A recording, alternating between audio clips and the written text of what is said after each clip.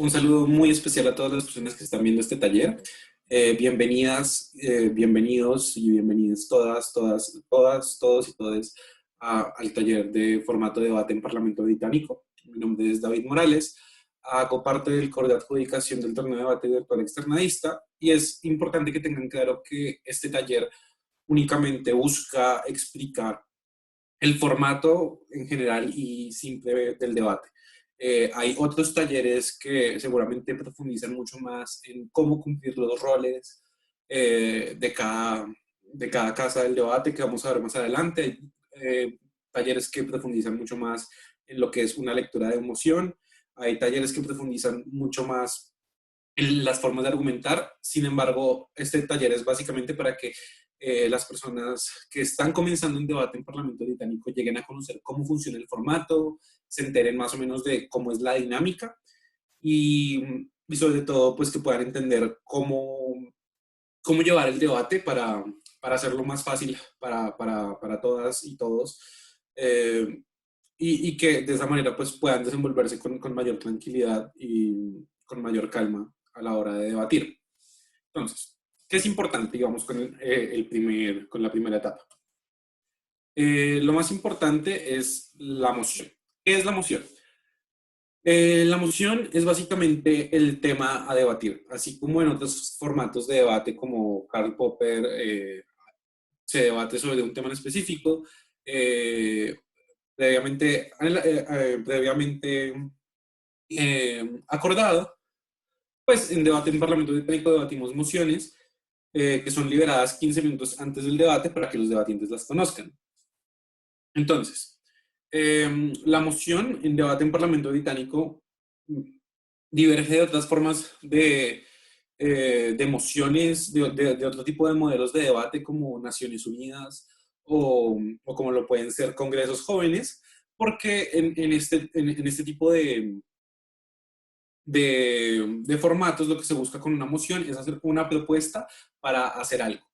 En nuestro caso, la moción va a ser una propuesta, pero que puede ser de cualquier idea en general, no necesariamente de una acción específica, sino que se enfrasca en defender una idea que puede ser amplia o puede ser una acción concreta también, pero no necesariamente es una acción que se va a realizar, no necesariamente es algo que cambie el curso del debate, el tema de la moción en sí misma, sino pues los argumentos que salgan de cada caso. Entonces, ¿qué es importante entender? En Parlamento Británico, por lo general, las mociones están redactadas de la siguiente manera, como esta casa.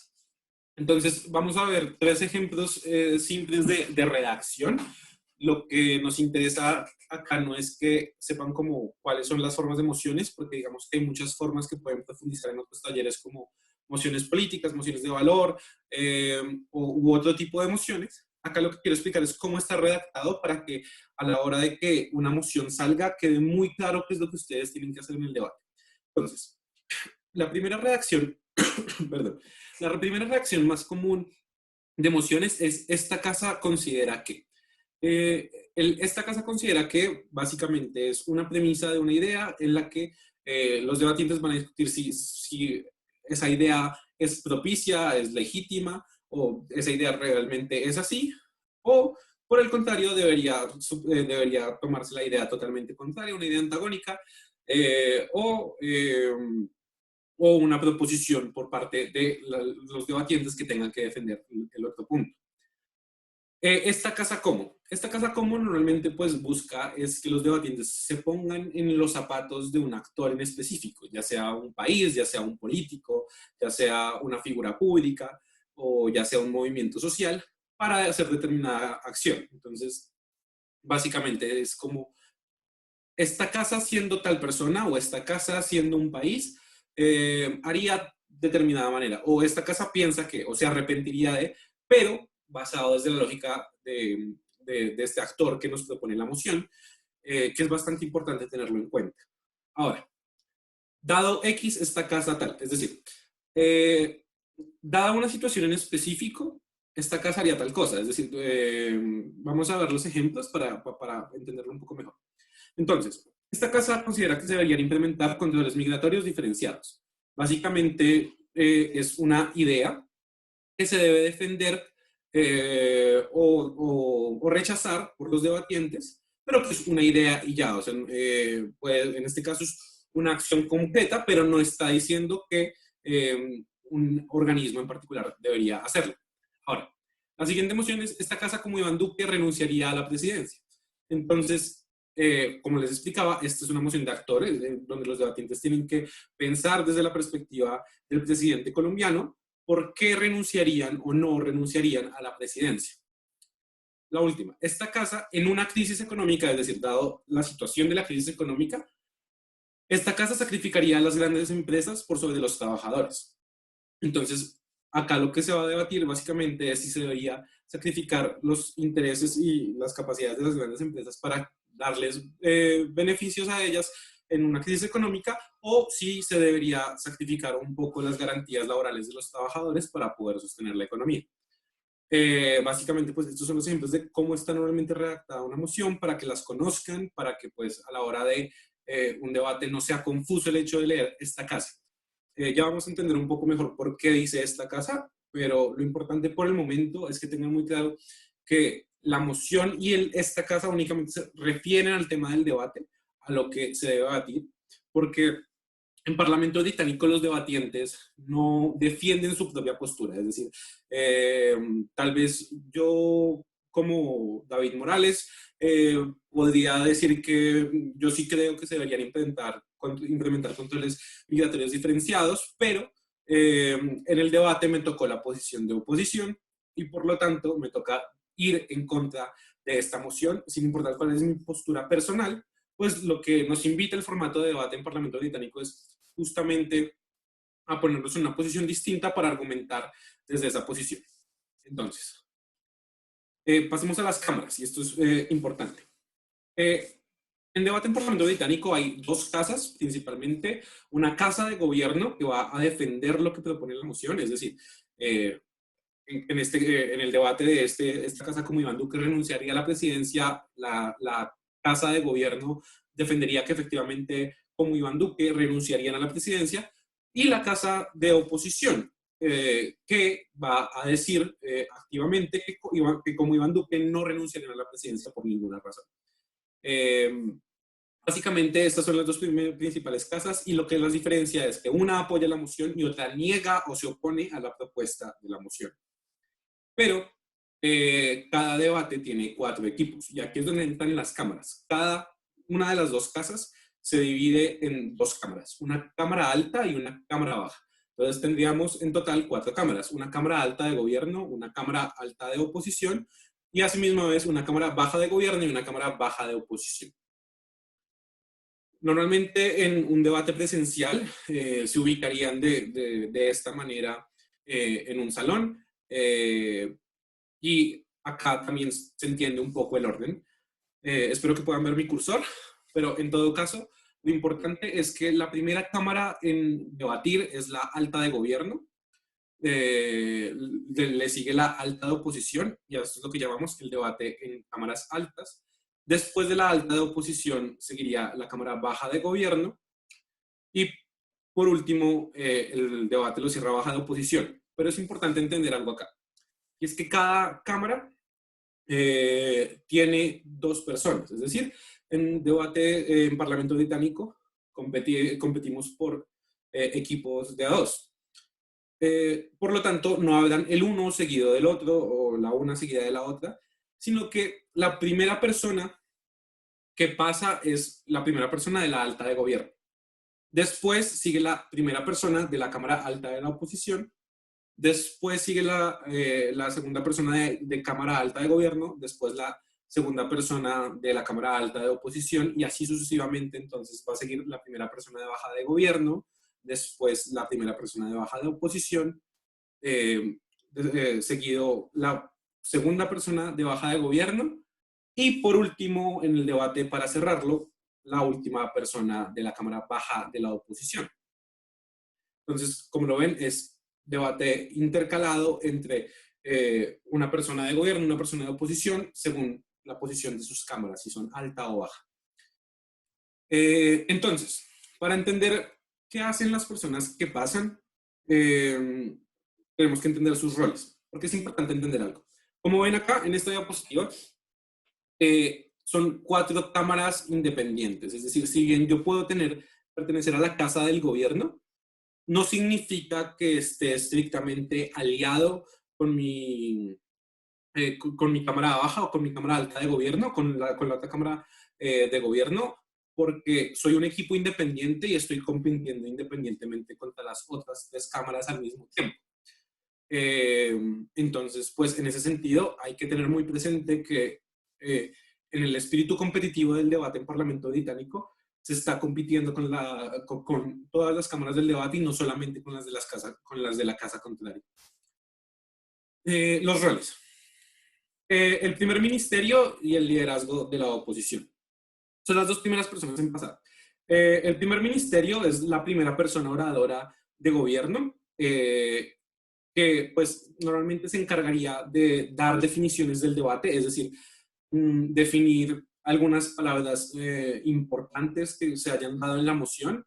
Eh, por ejemplo, para nuestra moción que teníamos al principio, una persona que de su discurso desde el primer ministerio diría, definiría tal vez los controles migratorios diferenciados como estrategias políticas para un control migratorio donde tienen enfoques según ya sea identidad de género, eh, sexo, raza, entre otras muchas variables que pueden tener los controles migratorios diferenciados. Entonces, eso es lo que se encargaría de hacer un primer ministro o primera ministra, o en general la primera persona oradora de la Cámara Alta del Gobierno. También es muy importante que la primera persona de la Cámara Alta de Gobierno dé sus argumentos a favor de la moción, es decir, que exponga ya un primer caso, que busque dar respuesta a por qué efectivamente se debería considerar la idea de la moción, por qué se debería implementar el plan de la moción, o por qué el actor de la moción debería actuar de la manera en que la moción lo propone. Asimismo, puede plantearse refutaciones, si bien las refutaciones suelen ser respuestas a cosas que dicen otros oradores, y pues en general la primera persona del gobierno no ha tenido la oportunidad de escuchar a las demás personas oradoras de la sala, no hay problema con que se anticipe y diga como, bueno, yo creo que lo más probable en este debate es que me vayan a decir esto y esto, creo que se responde de tal manera, es una de las opciones que tiene. No tiene que cumplir estrictamente todas estas funciones, pero son las funciones que son más inherentemente a ellas. Un buen discurso de un primer ministerio podría ser simplemente dar sus definiciones y sus argumentos. Lo más importante normalmente que se suele valorar es la carga argumentativa, suele ser las cosas que pues más se valoran en debate. Sin embargo, como que eso es cuestión más de que revisen talleres en sentido de cómo tal vez construir argumentación básica y eventualmente pues que lo observen mucho más en el reglamento. Algo que sí les quiero invitar mucho es a que miren y revisen los reglamentos de los torneos a los que vayan. Particularmente en este torneo estamos usando el reglamento del último campeonato mundial de debate en español, que pues tiene lineamientos muy claros. Pero entonces, ¿qué es lo importante y lo más fundamental que normalmente tiene este rol del primer ministerio? Poner argumentos claros para defender la posición de gobierno que va a favor de la moción. El liderazgo de la oposición tiene un rol bastante similar. Tiene que dar argumentos, tiene que poner refutaciones, pues no, perdón, no tiene que. Lo más normal es que dé refutaciones frente a lo que propone primer gobierno o Cámara Alta de Gobierno. Y tiene una opción, y es que si las definiciones que da la persona que haya dado el discurso del primer ministerio son injustas para el debate, pues puede redefinirlas, puede impugnarlas y dar unas definiciones propias que crea que son más adecuadas para el debate. Un ejemplo claro acá es cuando la definición es ardilla, o lo llamamos una definición cobarde de caso cerrado. El ejemplo clásico es la moción, para la moción esta casa obligaría, perdón, esta casa prohibiría la venta de órganos. El primer ministerio eh, perdón, esta casa prohibiría la donación de órganos. El primer ministerio define órganos como órganos de iglesia. Claro está que la moción no invita a debatir sobre órganos de iglesia, sino sobre órganos humanos y la donación de donantes vivos. Entonces, por lo tanto, si primer ministerio define con órganos de iglesia, el liderazgo de la oposición, la primera persona de la oposición, está en todo su derecho pues, a refutar a impugnar estas definiciones y dar las suyas propias, definiendo entonces que el debate se trata es realmente sobre órganos humanos y donantes vivos. En ese sentido, también tiene el rol de argumentar por qué la idea de la moción no es la más propicia, o por qué el plan de la moción no se debería llevar a cabo, o porque el actor de la moción no tiene las motivaciones suficientes para realmente hacer lo que la moción lo invita a hacer o la invita a hacer. Entonces, pues este es como el primer choque. Para el tema de las impugnaciones, voy a dar como los tres casos más normales por los que una impugnación debería ser dada. El primero es el que ya les expliqué, que es ardilla. El segundo es cuando una moción es tautológica. ¿Qué quiere decir tautológica? Que se define con el definido. Por ejemplo, en el caso, para la moción de esta casa prohibiría el aborto, definimos aborto como el acto de abortar. Es una definición que no sirve dentro del debate porque la definición contiene la misma palabra que está tratando de definir y por lo tanto no es claro qué es lo que quiere definir. Y la última razón más común para impugnar una moción es que sea autocomprobatoria. Para la misma moción, esta casa prohibiría el aborto. El primer ministerio define el aborto como aquel acto inmoral de asesinar a un feto. Por lo tanto, desde la misma definición está diciendo que el aborto ya es inmoral, que efectivamente es asesinar a un feto, por lo cual haría la definición misma parte de las razones por las cuales prohibir el aborto y terminaría siendo un debate indebatible porque si la definición es que es un acto inmoral, yo no tengo cómo contradecir eso. Entonces, cuando la definición no puede ser autocomprobatoria, es decir, no puede dar la razón de entrada de mis argumentos, por lo tanto, si un liderazgo de la oposición ve esto, puede decir, ok, yo voy a redefinir esto porque porque la definición que nos brinda el primer ministerio es injusta y porque realmente el aborto es la práctica clínica de una interrupción del embarazo por los motivos que sean. Lo que es una definición mucho más justa para que todas las personas en el debate la puedan debatir con tranquilidad y dando sus argumentos desde cualquier lado de la casa. Después desde que el primer ministerio y que el liderazgo de la oposición han dado su discurso, en este mismo orden, primero el primer ministerio y después el liderazgo de la oposición, seguiría el viceministerio y después del viceministerio de gobierno seguiría el viceliderazgo de la oposición. Entonces, ¿cuáles son las funciones de estos roles? Son las segundas personas en hablar y las últimas de sus cámaras, respectivamente, en las cámaras altas.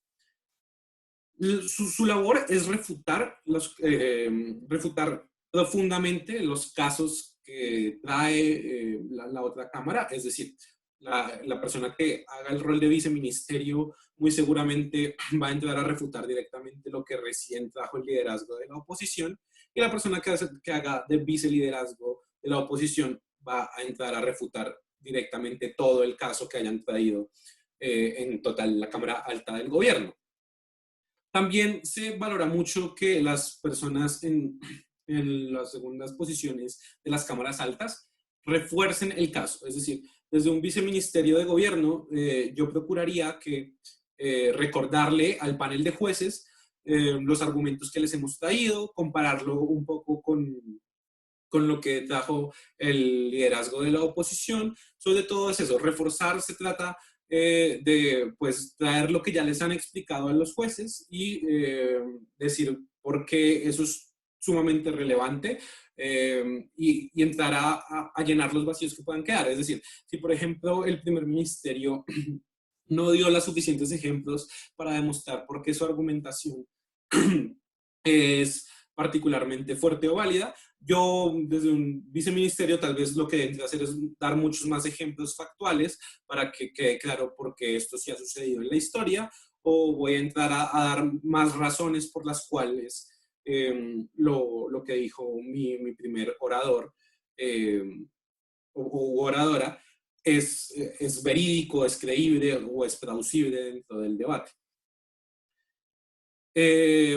Asimismo, también tienen la capacidad de argumentar y están en todo su derecho de introducir nuevas argumentaciones y nuevas líneas de análisis dentro del debate que no haya traído su primer orador u oradora. Entonces, pueden hacerlo con libertad, pero hay algo importante, y es que en el viceliderazgo de oposición, traer nueva argumentación es válido, pero a la hora de juzgar el debate, lo más normal es que si los argumentos no fueron predecibles desde el liderazgo de la oposición, es decir, el liderazgo de la oposición entró a dar unos argumentos basados en peras, pero el viceliderazgo de la oposición no reforzó las peras, sino que se centró en argumentar sobre manzanas y nunca le dio espacio a la Cámara Alta de Gobierno para que les pudiera responder sobre manzanas. Se va a tener menos en cuenta estos nuevos argumentos a la hora de comparar a la Cámara Alta de la oposición con la Cámara Alta del Gobierno. Sin embargo, se va a tener en cuenta para compararlo totalmente con las demás cámaras del debate, con las dos cámaras bajas. Entonces, pues eso en cuanto al rol de viceministerio y viceliderazgo. Su idea es que refuten, refuercen y si quieren o si pueden, argumenten. Después, cuando cerramos el debate en las cámaras altas, pasamos al debate en las cámaras bajas, que hable con las personas extensionistas. Este tiene que hacer una extensión. Lo que se espera de una extensión es que traigan nuevos argumentos en el debate, nuevas líneas de análisis que las cámaras altas no hubieran introducido, o formas de interpretar estas que permitan entender mucho mejor el caso. La idea es como justamente esa habilidad para ver muchos más puntos de vista y entender por qué otros análisis que no han sido tenidos en cuenta en el debate pueden ser más relevantes. Y también, obviamente, refutar a sus casas contrarias, en el caso como para explicar por qué no es tan válido lo que está diciendo oposición en el caso de gobierno y gobierno en el caso de oposición. Entonces, lo más importante es las nuevas líneas de análisis, introducir nuevos argumentos, material novedoso para poder entender más razones o nuevas razones dentro del caso de sus casas. Funciona igualmente para ambos roles, entonces apenas termina el viceliderazgo de la oposición, entraría a dar su intervención la extensión de gobierno, y después de que acabe la extensión de gobierno pasaría a dar su discurso de la extensión de la oposición.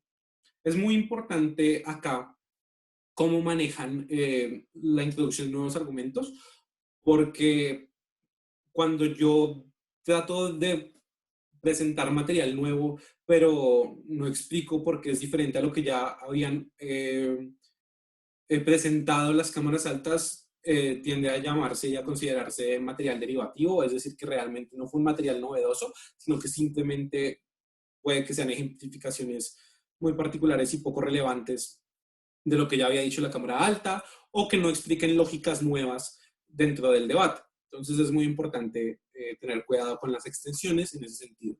El material tiene que ser propio de la Cámara o explicar mucho mejor las cosas que ya se habían explicado en las cámaras altas, pero insisto, esto es un taller esto correspondería mucho más a un taller de estrategias o a un taller de argumentación y de roles particulares. Entonces, para cerrar el debate tenemos las últimas dos intervenciones de cada casa, que son las personas látigo o las personas sumarias de gobierno y de oposición.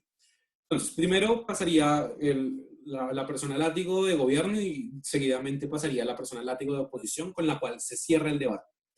¿Cuál es el rol de las personas látigos? Primero que todo, refutar. Lo que se espera es que hagan una especie de síntesis del debate y expliquen qué ha pasado en el debate y en ese sentido, ¿por qué lo de su casa contraria no funciona dentro del debate? Han sido los errores de la casa contraria y cuáles han sido mis aciertos? En ese sentido, como explicar muy bien qué cosas de la casa contraria no funcionan, qué cosas de mi casa prevalecen. Es muy importante que tengan en cuenta esta diferenciación a la hora de reforzar, porque reforzar no es introducir material argumentativo nuevo.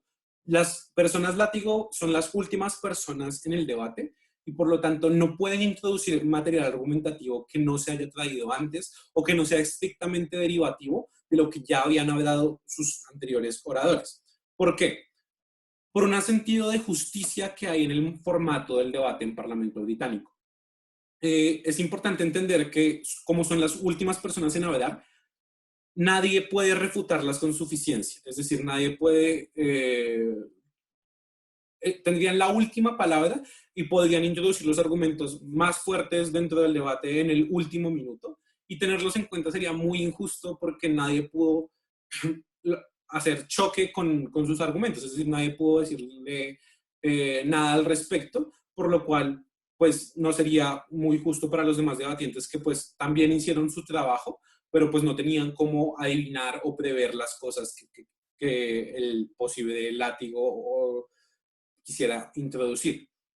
Entonces es muy importante tener en cuenta esto. Las personas látigo no pueden argumentar ni introducir material nuevo. Pueden ejemplificar tal vez cosas que estén muy claras dentro de los argumentos que ya había introducido su extensión. Pueden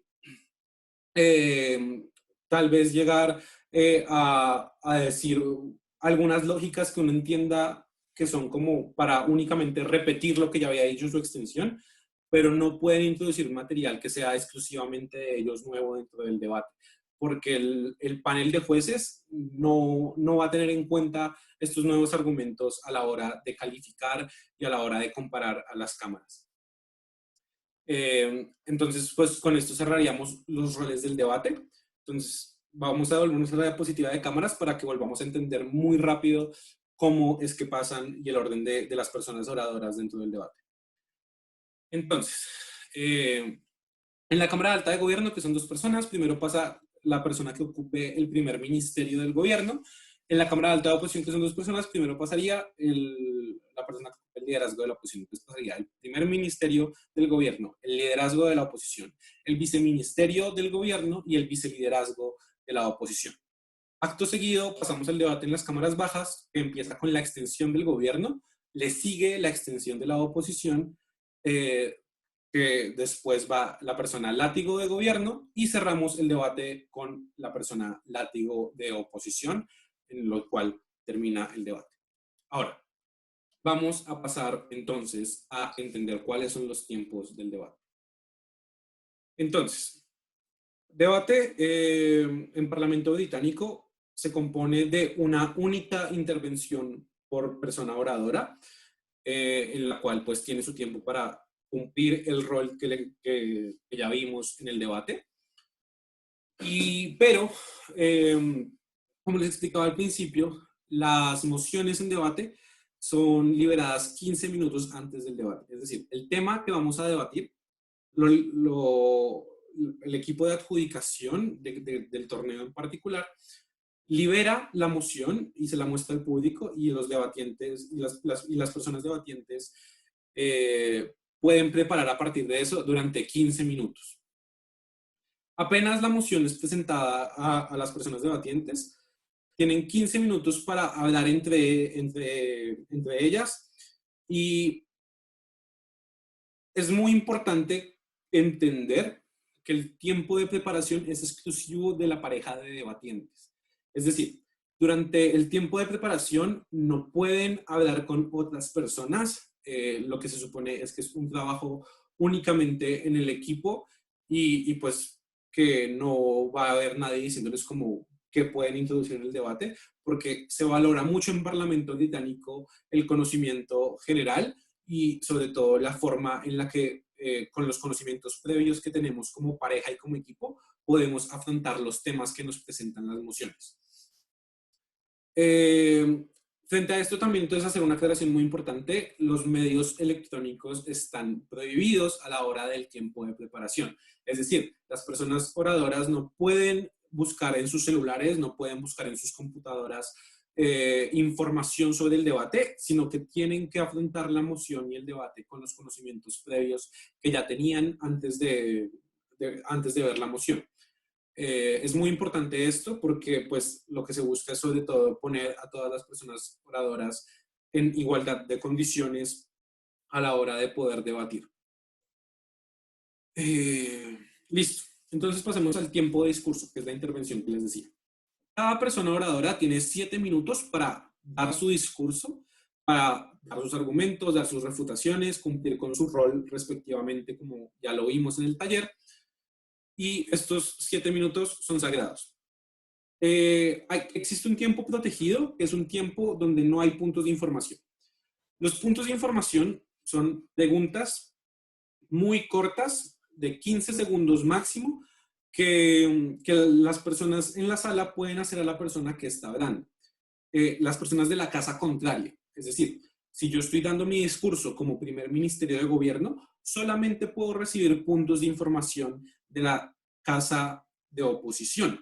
Asimismo, un orador u oradora u oradore de la casa de oposición solamente podría recibir puntos de información por parte de personas oradoras de la casa de gobierno. Entonces, es muy importante que tengan esto en cuenta porque un error común al principio es que una persona de primer gobierno está hablando y yo, que soy el látigo de gobierno, pues me paro a pedirle un punto de información y eso no se puede, porque si bien estoy compitiendo individualmente, lo que sí se espera es de que la casa en general tenga cierta cohesión en entender como que están defendiendo lo mismo, tal vez con puntos distintos de análisis, con opiniones distintas, pero que en últimas están defendiendo lo mismo y que no hay un ataque directo entre ellos o ellas. Entonces, esto con respecto a los puntos de información. Entonces, ¿qué es el tiempo protegido? El tiempo protegido es un tiempo en nuestros discursos donde no nos pueden hacer puntos de información. Entre el minuto 00 y el minuto 1 no nos pueden hacer puntos de información.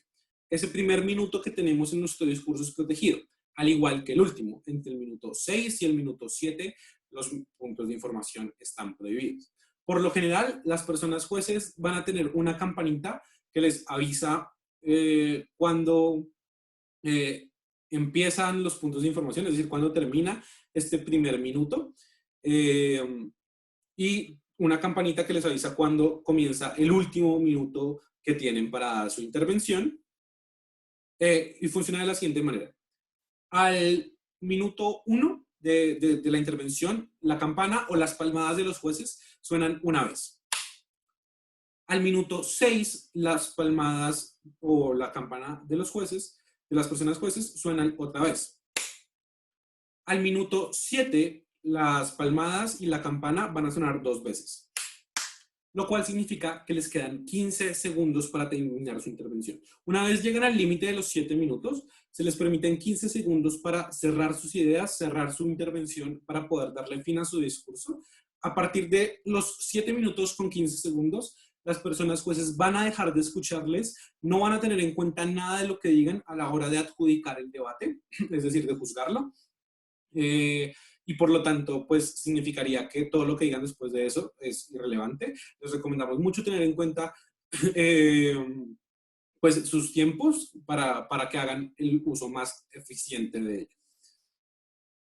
Ese sería nuestro taller de introducción al Parlamento Británico, al formato. Insisto que pues hay talleres que profundizan mucho más a la hora de mirar formas de argumentación, modelos de refutación, formas de cumplimiento de los roles. Lo que buscábamos con este taller es básicamente que las personas debatientes nuevas lleguen a conocer mejor el formato, se desenvuelvan de la mejor manera posible a la hora de afrontar los debates. Y nada, súper invitadísimos a que sigan en esto, a que vean los demás talleres, tanto los talleres enfocados hacia personas novatas como los talleres enfocados a personas más avanzadas. Esperamos que el torneo sea mucho de su agrado, que lo disfruten demasiado y y estaremos acá para hacer que su experiencia dentro del torneo de debate virtual externadista sea la más placentera de todas. Les deseamos a todas ustedes unos grandes éxitos en el torneo y sobre todo que la pasen muy bien. Y nada, desde el equipo de adjudicación estamos súper pendientes a sus requerimientos para entender más sobre el mundo del debate. Éxitos.